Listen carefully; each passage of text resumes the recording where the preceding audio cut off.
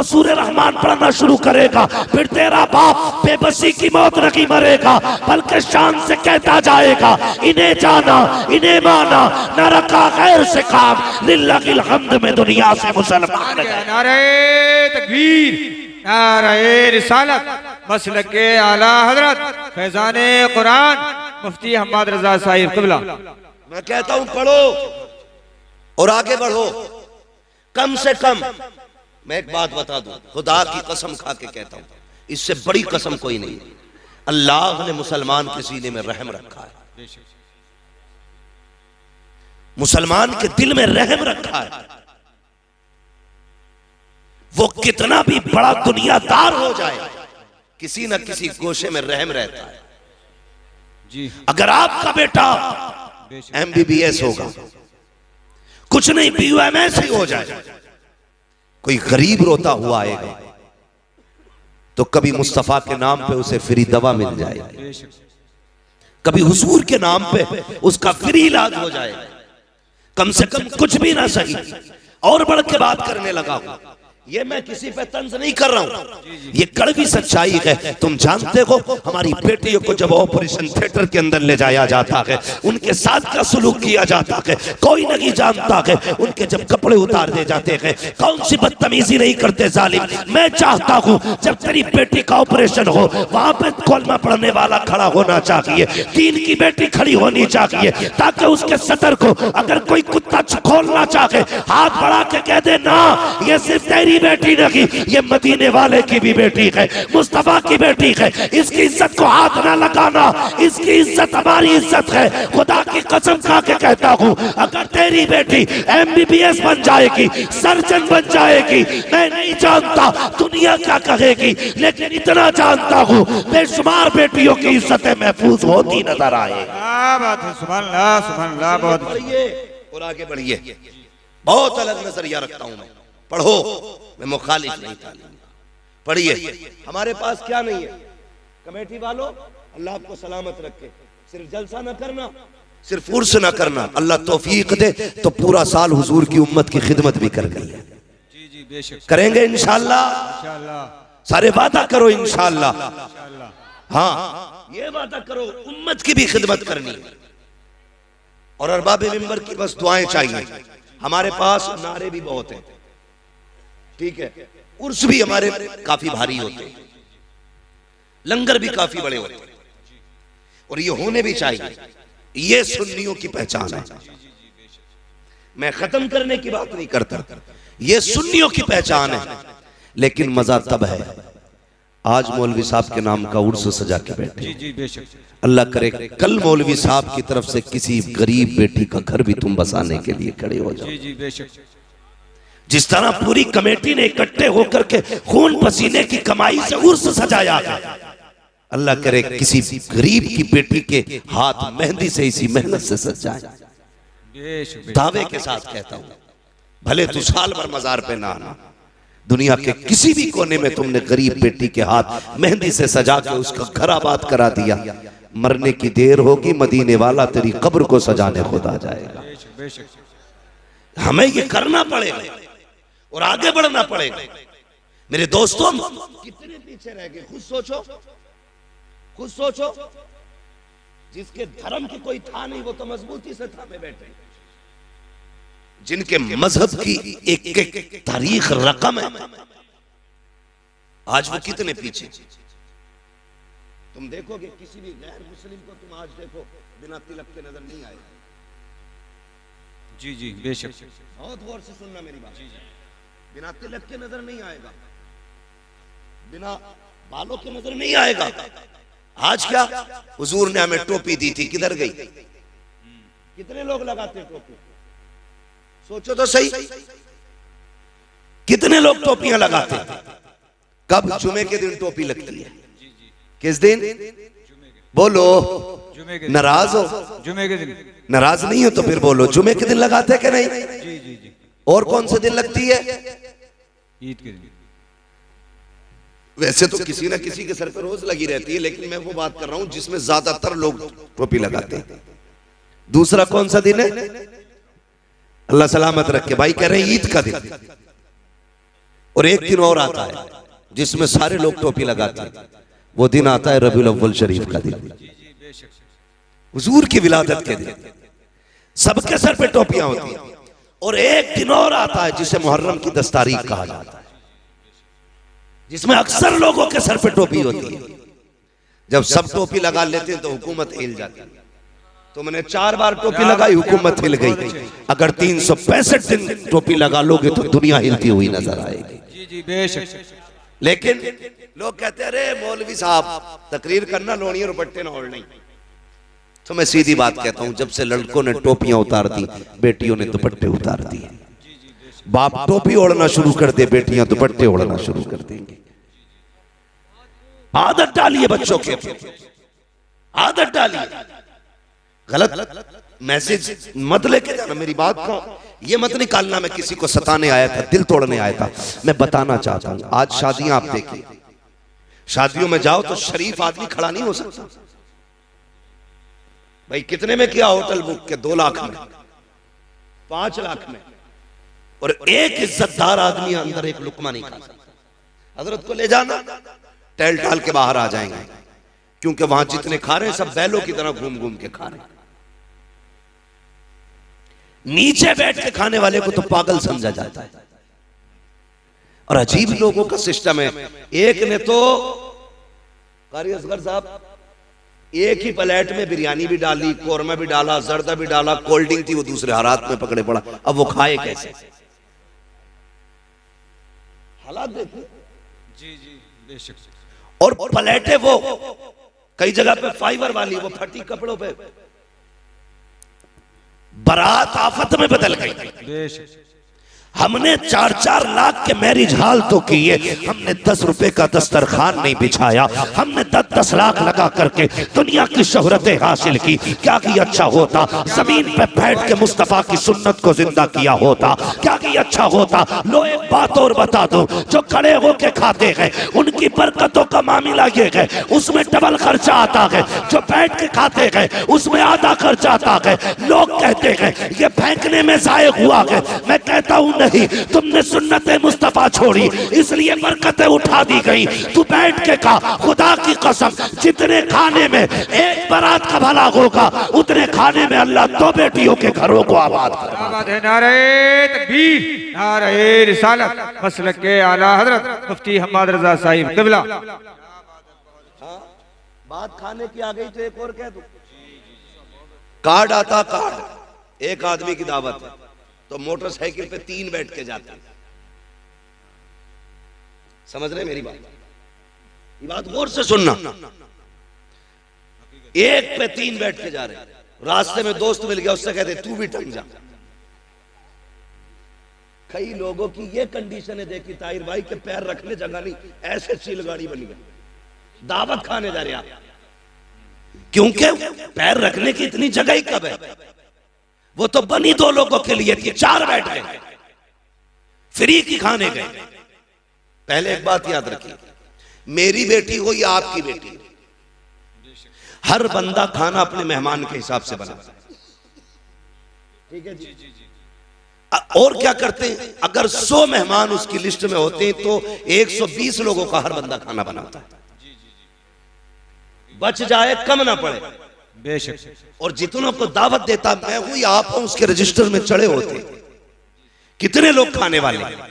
अब अंदाजा लगाइए, एक के साथ एक फ्री आ गया, उसने बनाया था 120 लोगों का, खाने वाले कितने हो गए? 200 हो गए ना, 100 का डबल हो गया तो 200 हो गया, और कभी कभी 250 भी हो जाते हैं। बेशक। अब ये बताइए, ये जो आप एक की दावत पे 3 टन के जा रहे हो, तुम्हारे बाप की जागीर थी? खुद सोच के बताइए, तुम नहीं जानते। एक बाप जब बेटी को रुखसत करता है ना, लोग खाने के ऐप बयान करना शुरू करते हैं।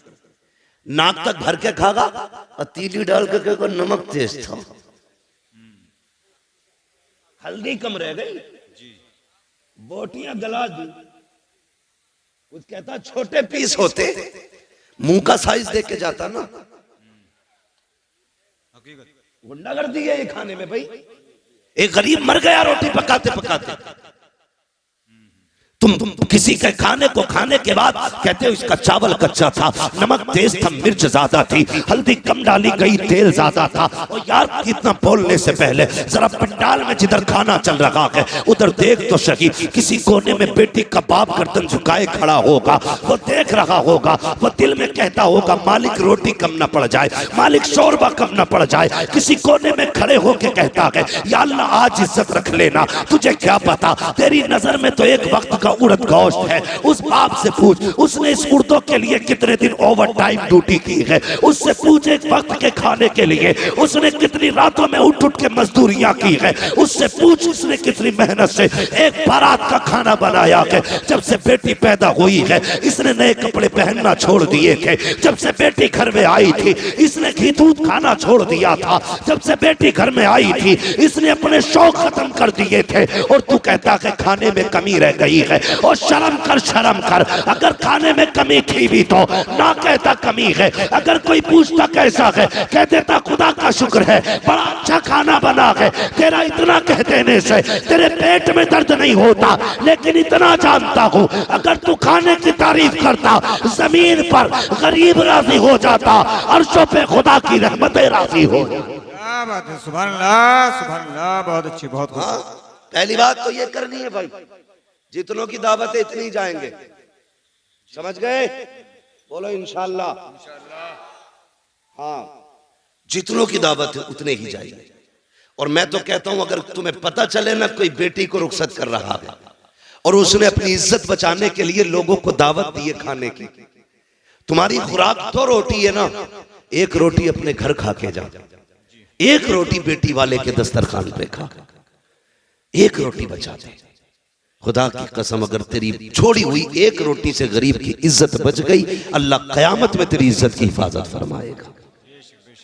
सुभान अल्लाह, सुभान अल्लाह। हाँ, सुभान ये बहुत अल्लाह। छोटी छोटी बातें हैं लेकिन ये जन्नत में ले जाने वाली बात। बेशक बेशक। लोगों की इज्जत का ख्याल रखा करो, मान रखा करो लोगों की इज्जत का। अल्लाह आपको सलामत रखे।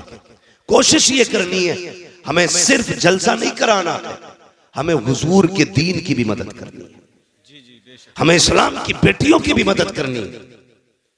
और एक बात जिम्मेदारी के साथ कहना चाहता हूं, जो जरूरी बात है वही कहने के लिए आया हूं। कोशिश ये करें, मैंने भी मस्जिद देखी, अल्लाह सलामत रखे उन लोगों को जिन्होंने मस्जिदों को अपने घर से ज्यादा खूबसूरत बनाया है। और इतनी गुजारिश हो रही है जैसे तुमने पत्थर से मस्जिद को सजाया है ना, वैसे सजदे से भी मस्जिद को सजा लेना। बेशक। जिस खूबसूरती से तुमने मस्जिद बनाई है ना, उसी खूबसूरती से तुम जाकर सफों में भी बैठना। अल्लाह सबका दिल मस्जिद में लगाए, सबको 5 वक्त नमाजी बनाए। बड़ी प्यारी मस्जिद है और लग रहा था कि हाँ किसी जगह पे बैठे। मगर मेरा एक मशवरा और है, इस वक्त सबसे ज्यादा जरूरी है हमारी खानकाहों, हमारे मदरसों, हमारी मस्जिदों के साथ साथ हमारे अपने स्कूल भी होने चाहिए। जी जी बेशक। हमारे अपने,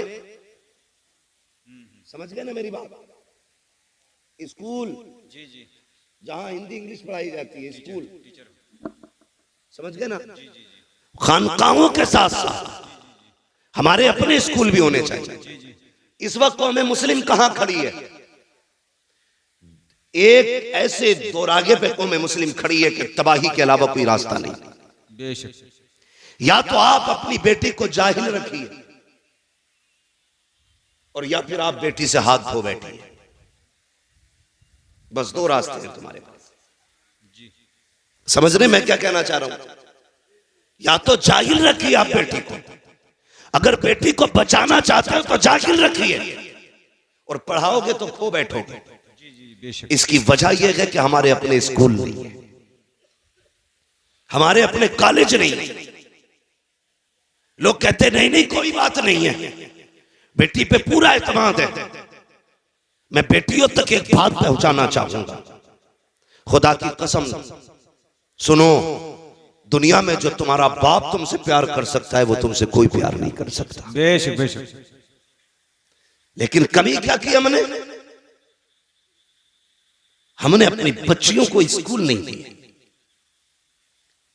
वो ट्यूशन पढ़ने जाती हैं, वो स्कूल पढ़ने के लिए जाती है। ट्यूशन के नाम पे क्या होता है आप सोच भी नहीं सकते। इस्लाम दुश्मन ताकतें पूरी प्लानिंग के साथ खड़ी है। तेरी बेटी को घर से कदम निकालने की दे रहे। मैं नहीं कहता तेरी बेटी गलत है, लेकिन उसे बिगाड़ने में ज्यादा देर नहीं लगती है, इसलिए कि इस्लाम के दुश्मन पैसे भी लिए खड़े हैं, ऐश के सामान भी लिए खड़े हैं, पूरी मदद भी उनके साथ है। जो लड़कियां चाहती हैं वो हो जाता है, इसलिए कि पावर ताकत उनके साथ है। क्या कर सकते हो तुम? कुछ नहीं कर सकते। तुम्हें बताऊं दिल रोया जब मैंने एक वीडियो के अंदर देखा हमारी बेटियां ट्यूशन पढ़ने गई तो वहां के पढ़ाने वाले उनके साथ बदतमीजियां कर रहे हैं। उनको दो लड़कों के बीच में बिठाया जाता है, दो लड़कों के बीच में एक लड़की बैठी होती है। हम ये सोचते हैं बेटी पढ़ने गई है, अरे मती मारी गई है हमारी, हम किस जगह पे चलने लगे हैं? आंखें बंद करके बैठे हो। कल जब बेटी चली जाती है सोनू मोनू के साथ सोती है, फिर सर पीट के रह जाते हो। कैसे पलट के आएगी? गई हुई इज्जत कभी आया नहीं करती, जाने वाली आबरू कभी लौट के नहीं आती है। जैसे कबान से निकला तीर कभी वापस नहीं आता, जबान से निकली बात कभी वापस नहीं आती है, घर से निकली इज्जत कभी वापस नहीं आया करती है। जब बेटियां बेआबरू हो जाती है कितना तड़प लो, कुछ नहीं होगा। अगर इज्जतें चाहते हो अपने स्कूल बनाओ, अपने कॉलेजेस बनाओ, उनको तालीम दो और दुनिया को बता दो हम करबला वाले हुसैन के मानने वाले हैं। खानकाहे भी हम बनाएंगे, स्कूल भी हम बनाएंगे। नारे तकबीर, नारे रिसालत, मसलके आला हजरत फैजाने हुजूर ताजुल शरिया, रज़वियों की तकरीर, नबी के दुश्मनों की फूट गई तकदीर। समझ रहे मेरी बात? ये भी कोशिश करो खान साहबो, तुम्हारे अपने स्कूल होने चाहिए और फख्र से कहो हमारा अपना स्कूल है। क्या इनके नकाब नहीं उतारे गए स्कूलों में? दुनिया गूंगी बनी रही, मुझसे बर्दाश्त नहीं होता। मौत एक बार आनी है, एक बार मरना है। और याद रखिएगा किसी ना किसी को तो कुर्बान होना पड़ेगा, किसी ना किसी को तो मरना पड़ेगा। मेरी बात सुने, हमारी बेटियों के नकाब उतारे गए स्कूल में एंट्री से पहले, ड्रेस के नाम पे उनके कपड़े उतार दिए गए। तुम्हारे अपने स्कूल होंगे, किसी की मां ने दूध नहीं पिलाया है, किसी की बेटे की कोई जूती उतार सके, कपड़े तो बड़ी बात। अपने स्कूल बनाओ, शौक कम करो, होटलों में नाश्ते कम करो, इस पैसे को बच्चों के मुस्तकबिल पे लगाओ। मुजफ्फरपुर के अंदर एक बच्चे को पिटवाया जाता है, ये मुस्लिम है। हमने थोड़ी देर बैठ के मोबाइल में देखा और ये कब बुरा हुआ। तुमने क्या किया कौम के लिए? अगर ये बुरा हुआ तो क्या दिया तुमने? दिल रोता है। मैं सुन्नी हूं, मुझे वहां भी कोई ना समझे जी, मगर तकलीफ होती है। खानकाहों में जाना हमारा वतीरा है, बुजुर्गों के कदमों में बैठना हमारी इज्जत है जी, बेशक। लेकिन कई बार ऐसा मैंने देखा है खानकाहों में जितनी ऊंची गोलकें लगी हैं उसमें पैसे डालने जगह नहीं होती, उंगलियों से ढकेल ढकेल के पैसे भरे जाते हैं। उन पैसों को गिनने के लिए लोगों के नंबर नहीं आते हैं। और यार कभी वही पैसा उठा करके बच्चों के मुस्तकबिल पे लगाओ, स्कूल कॉलेजेस पे लगाओ। खुदा की कसम खा के कहता हूँ खानकाह में पैसा दोगे तो शायद 10-20 का पेट भरेगा। अगर यही पैसा तुम अपने बच्चों के मुस्तकबिल पे लगा दोगे 10-20 का नहीं बल्कि 10-20 सदियों का अल्लाह भला फरमा दे। सुभान अल्लाह, सुभान अल्लाह, बहुत अच्छी, बहुत अच्छी, बहुत खूब। निजाम में बहुत इस तरह बिगड़ा है साकी, उन्हीं को जाम मिलता है जिन्हें पीना नहीं आता। जी जी, बेशक। उन्हीं को जाम मिलता है जिन्हें पीना नहीं आता। माशाअल्लाह। मेरी बात सुने, कई गलत नहीं है, कारी बाकर साहब, कारी असगर अली साहब, ये उलमा मदरसे से जुड़े लोग जानते हैं तनख्वाहों को कई महीने हो जाते हैं। इमाम की तनख्वाह कितनी रहती है मस्जिदों में? 10,000 12,000 है, इतनी तनख्वाहें रहती है। उसमें भी क्या होता, अगले महीने ले लियो, मारी जा रही है कि तनख्वाह तुम्हारी, हम भाग रहे हैं क्या? कुछ सोचो। ये 12,000 की तनख्वाह देने में पूरी कौम ऐसी बातें करती है। पहली बात तो ये कहूं, जब वक्त हो जाया करे तनख्वाह एक दिन पहले ही दे दिया करो। जिस तरह तुम्हारे बच्चे होते हैं उसी तरह इमाम की भी बच्चे। कोई ये ना समझे इमाम साहब बुलवा रहे हैं मुझसे, पहले सुन लीजिए, कभी पता चले अगले दिन दोनों इमामों की छुट्टी कर दो। वो नहीं है, ये सारी बातें मैं अपने दिमाग से और अपनी जरूरत के पेश नजर ये बात कर रहा हूं, जिसकी मैं जरूरत महसूस करता हूं। हाँ, इमामों की तनख्वाहें बेचारों की 6-6 महीने लेट है, उनके भी बच्चे हैं, वो भी बीमार होते हैं, उनकी भी दवाइयां हैं, उनके भी शौक हैं। लोग कहते हैं दिल नहीं लग रहा नमाज में, लगेगा कहां से, तनख्वाह तूने दी नहीं। उसके घर आ गई है भतीजे की शादी, बीवी ने कहा इमाम साहब की सूट तो जरूर बनेगा, तो वो फजर में भी खड़ा है ना, दुनिया सो रही है, वो हिसाब लगा रही है कहां से लाऊंगा, तो तेरा दिल लगेगा नमाज में? खुद बताना। वो कह रहे अल्लाह अकबर, उसके बाद कह रहे पता नहीं उस दुकान पर 1700 का मिलेगा, वहां 1800 का, वहां 2100 का, वो भी पैसे मिले भी नहीं है, किससे उधार लूंगा, ये सारा हिसाब जब फजर में लगेगा तो दिल लगेगा नमाज में? जरूरतें पूरी कर दो। जब वो खड़ा हो ना, उसका दिमाग दुकान पे ना जाए, उसका दिमाग सीधा अल्लाह की बारगाह में चला जाए। बेशक बेशक। हाँ, मैंने बड़े बड़े पैसे वालों को ऐसे जेब में हाथ डाल के कहते देखा, अरे यार इमाम साहब थोड़ी देर पहले कहते, अभी तो कलवा ले गया, इसका कलवा भी जरूरत पे आता। जी जी। ये बड़ा यार एक मिजाज बना लिया लोगों ने, किसी न किसी, अरे थोड़ी लेट हो गए भाई तुम, अभी 5 मिनट पहले कह दे। क्या आदतें बन गई, आदत झूठ और मक्कारी फितरत हो गई हमारी, फितरत है। किसी का इंतकाल हो जाए और तुम ना बताओ, फिर वो पूछे यार तुम जोहर में नहीं थे, यार दफन में गया था, अरे यार मुझे क्यों नहीं बताया, मैं भी जाता। फर्ज कर लो अगर जाते टाइम बता दो चलेगा, अरे यार क्या बताऊं वो बकरा बीमार है ना, मैं भी चलता। मतलब करना आसान ही है, जिधर से चाहो कान पकड़ लो, ये भी कोई जिंदगी है? जिसके साथ खड़े हो खुलूस के साथ खड़े हो, खुलूस के साथ, दिखावा नहीं होना चाहिए, मक्कारी नहीं होनी चाहिए। अरे इमाम साहब अब कहिए तुमने, अभी अभी कलवा आया था, सारी दे दी, चलो फिर भी देखेंगे, ये कह के जान बचा के निकल लेते है। अभी आ जावे तावीज देने वाला, एक बकरा लाइए, पैसे ना होंगे तो बीवी के जेवर गिरवी रख के बकरा ला, बकरा। अब तो देखो तरक्की कर ली सबने, पहले मुर्गा मांगते थे, बकरा मांगते, पूरा बकरा चाहिए। ये बता खानदान की तकदीर लिखेगा क्या इससे, पूरे बकरे से? भाई हम तावीजों में और अपनी जरूरत के लिए कुछ भी कर सकते, दूसरे के हक के लिए कुछ करने तैयार नहीं। इन चीजों से निकलिए, खुलूस पैदा कीजिए दिल में। देने वाला कौन है बोलो, सारे बोले कौन देता है, और जोर से कौन देता है? जरूरतें कौन पूरी करता है? अल्लाह करता है ना। उसकी रजा के लिए तू दूसरों के काम चला, वो तेरे काम चलाना शुरू कर दे। हाँ, जब तक तुम अपनी तदबीर, हिसाब लगा रहे 100 रुपए बचा लूं भाई, कल इससे कोरमा बनना है, कीमा लाऊंगा 100 रुपए का, मूंछ पे हाथ मार के खाऊंगा।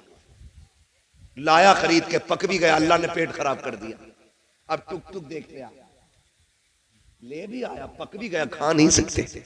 अल्लाह कहता देख ये मेरी पावर है, हम अगर चाहे तो तेरे हाथ में कभी तेरे मुंह में नहीं जाने दे सकते। जी बेशक, हाथ में भी। और कहता जो हम पे भरोसा करता है ना, हम उसे वहां से देते जहां से वो सोच भी नहीं सकता। जी बेशक बेशक, सोच भी नहीं सकता है। इसलिए मेरी गुजारिश है जहां जरूरत है वहां इन्वेस्ट करो। बेशक। लेकिन आज सबसे बड़ा तो दबंग वही है ना जो सबसे ज्यादा इमाम को डरा के रखे। और इमामों से भी हाथ जोड़ के गुजारिश है, प्रधान आ जा तो सराहना ना छोड़ा करो, तुम इमाम हो। हाँ, ये भी मामलात खराब है। प्रधान आ गए तो जगह छोड़ दी, कोई गरीब आ गया तो हिलने ही तैयार नहीं। अपना भी समझो एक ही सफ में खड़े हो गए महमूद व अयाज। जी बेशक। ना कोई बंदा रहा ना कोई बंदा नवाज। प्रधान भी है खड़ा हो लाइन से, कौन है तू? मैं वो हूं जो गांव का प्रधान है, मैं मुखिया हूं, मैं जमींदार हूं। होगा तू, मैं मस्जिद का इमाम हूं।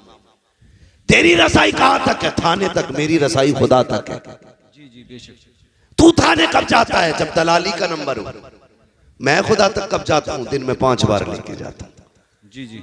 पावर देख अपनी, और तू भी डट के खड़ा हो। अगर कोई कहे इमामत करनी है मेरी सुननी है, छोड़ दे मुसल्ला, कह देना। भूखे रह सकते हैं, इज्जत के सौदे नहीं कर सकते। और कई लोग ना इस चीज को इनकिसारी कह देते हैं, ये भाई आजिज़ी है। ये आजिज़ी नहीं है, चापलूसी है। तेरे पास वो चीज है जिसके बदले में दुनिया की कोई दौलत नहीं लग सकती। रब ने तेरे सीने में कुरान दिया है, इसकी बदल में कोई शय नहीं हो सकती है। बैठ डट के बता दुनिया को तू कौन है, बताना। हाँ, जो 4 लाइनें इंग्लिश में याद करते लोग उसके आगे खड़े होकर सल्यूट मारते। तूने तो 30 पारे कुरान के सीने में सजा रखे। लेकिन हम उसकी इज्जत नहीं करते। आगे लौटाना हुआ, ये सफना बिछी, निकालो इन्हें। 5 मिनट लेट थे फजर में, इमाम 5 मिनट लेट हो जा तो इमामत से हटा दिया जाता है। तेरा बेटा 5 महीने से मस्जिद में नहीं आया, तुझे निकाला किसी ने मस्जिद से? नमाज तो सब पे ही फर्ज है ना, ये इमाम पे ही फर्ज है भाई? बोलो, सब पे फर्ज है। ये नौजवान लोग डर रहे हैं कि मैं उसको नहीं कहूंगा, सब पे फर्ज है। सब पे फर्ज है ना नमाज, सब पे ही फर्ज है ना। तो ये जो सुबह सुबह जाके इमाम की खाट उल्टी करते हैं, इनकी जिम्मेदारी है घर से निकले तो बेटों की खाट उल्टी पहले करें, उनका हाथ पकड़ के मस्जिद में लाओ। अपने लल्ला को चादर उड़ाते हो, इमाम की चादर खींचते हो, फिर कहते हो निकालो ही नहीं। मैं एक मशवरा दे के जाऊंगा, आपकी वो तो मर्जी है, कोई भी कैसे करे। मैं नहीं जानता आपके यहाँ का हिसाब कैसा है। मस्जिद अच्छी है तो यकीन है कि लोग भी अच्छे होंगे। जी जी बेशक। हाँ, मैं सोचता हूँ मस्जिद देखी तो मुझे लगा लोग भी अच्छे होंगे। लेकिन एक फ्री में मशवरा दे रहा हूं, इमाम को निकालने की जिम्मेदारी अपने सर मत ले लेना, वरना हो सकता पूरी जिंदगी आपको भटकना पड़े। कभी किसी आलिम की बद्दुआ मत लेना, वरना खैरियत नहीं है। कोशिश ये करना, माना कि हाफिज तेरा भतीजा है, चचा है, भाई है, बेटा है, उसे अपना बेटा ना समझ, मुस्तफा का वारिस समझ के उसकी इज्जत किया करो। अल्लाह तुम्हें उसका सवाब अता फरमाए। तो मैं ये कह रहा था, जहां जिस चीज की जरूरत है वहां वो लगाओ।